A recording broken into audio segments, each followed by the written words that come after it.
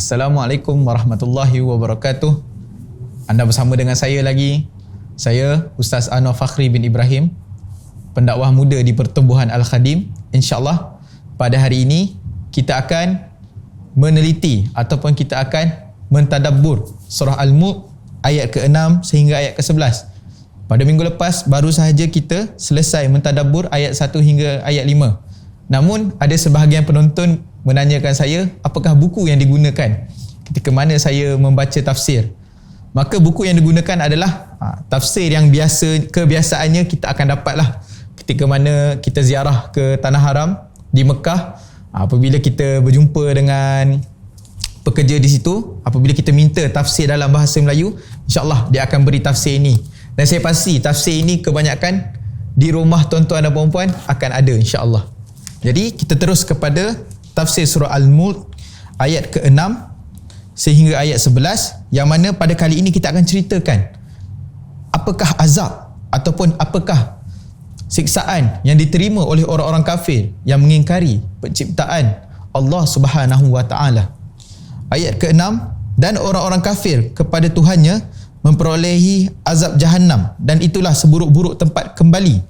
Maka apabila orang-orang kafir ini banyaknya mereka mengingkari perintah Allah Subhanahu Wa Taala, maka tempat kembali mereka adalah neraka Jahannam, yang mana neraka ini merupakan seburuk-buruk tempat untuk kita kembali. Sedangkan kita orang-orang yang beriman dijanjikan kepada kita, insya-Allah tempat kembali kita adalah syurga yang penuh nikmat. Seterusnya kita pergi ke ayat yang ke-7.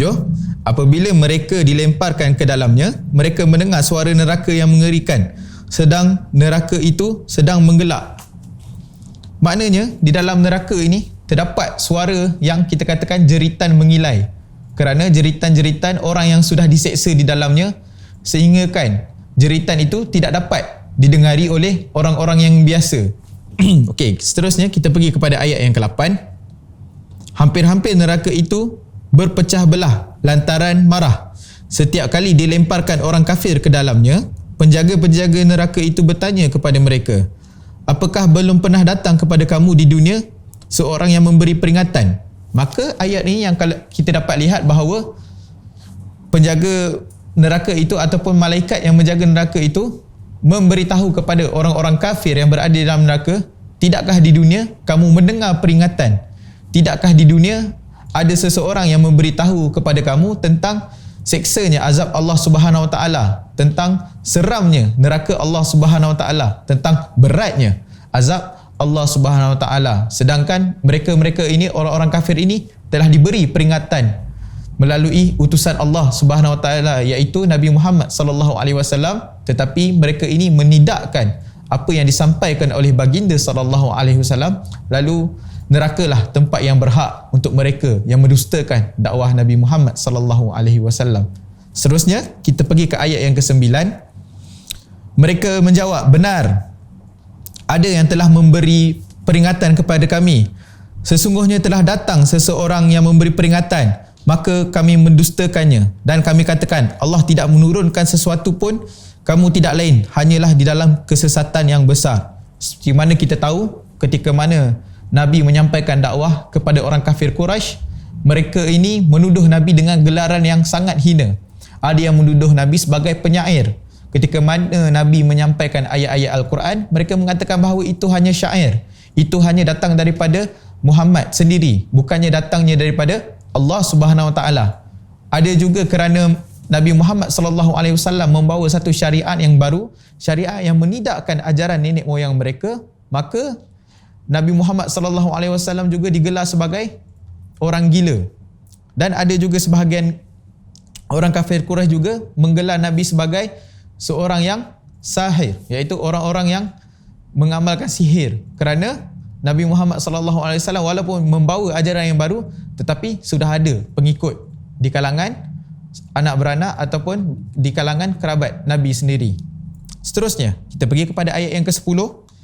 Dan mereka berkata, sekiranya kami mendengarkan atau memikirkan peringatan itu, nescaya tidaklah kami masuk penghuni neraka yang menyala-nyala. Makna di ayat yang ke-10 ini nak menyatakan bahawa sifat neraka itu adalah api yang sentiasa menyala-nyala. Dia bukan macam api yang kita bakar sampah ataupun api yang ketika mana kita bakar makanan, yang mana api itu sifatnya akan lama-lama dia akan padam, akan lama-lama dia hanya tinggal bara. Tetapi tidak, sifat api di dalam neraka ini api yang sentiasa menyala-nyala. Kita bayangkan dapur mak kita tu, gas dia tak habis-habis. Tetapi of course lah, api neraka ni lebih dahsyat lah. Dia punya warna fizikal dan besarnya itu. Tapi api neraka ni sifat dia menyala-nyala, tidak akan terpadam. Kerana ia adalah seburuk-buruk tempat kembali buat orang-orang yang mengingkari Allah Subhanahu Wa Taala. Maka di dalam ayat yang ke-10 ini juga, mereka orang-orang kafir ni dah menyesal. Mereka kata, kalau kami dengar apa yang Muhammad sallallahu alaihi wasallam sampaikan, kalau kami tinggalkan apa yang Allah Subhanahu Wa Taala suruh, kalau kami ikut kepada ajaran Nabi Muhammad sallallahu alaihi wasallam, pastinya kami tidak akan kembali, ataupun pastinya tempat kembali kami bukan di dalam neraka, iaitu seperti yang disebut dalam ayat sebelumnya, wa bi'sal masir, iaitu seburuk-buruk tempat kembali. Seterusnya ayat terakhir pada hari ini, ayat yang ke-11, mereka mengakui dosa mereka, maka kebinasaanlah bagi penghuni-penghuni neraka yang menyala-nyala. Maka apabila mereka sedar, mereka mendustakan dakwah Nabi Muhammad sallallahu alaihi wasallam, mereka mengingkari apa yang Allah Subhanahu Wa Taala wahyukan kepada baginda sallallahu alaihi wasallam, maka timbul rasa menyesal di hati mereka, dan rasa menyesal itu tidak lagi berguna kerana mereka akan berada di dalam neraka kekal abadi. Wallahu alam. Semoga kita dapat mengambil manfaat daripada ayat ke-6 sehingga ayat ke-11. Moga-moga kita istiqamah di dalam agama Allah Subhanahu Wa Taala. Moga-moga kita memperbanyakkan amalan kita khususnya pada bulan Ramadan yang mulia ini. InsyaAllah kita berjumpa lagi pada minggu depan. Assalamualaikum warahmatullahi wabarakatuh.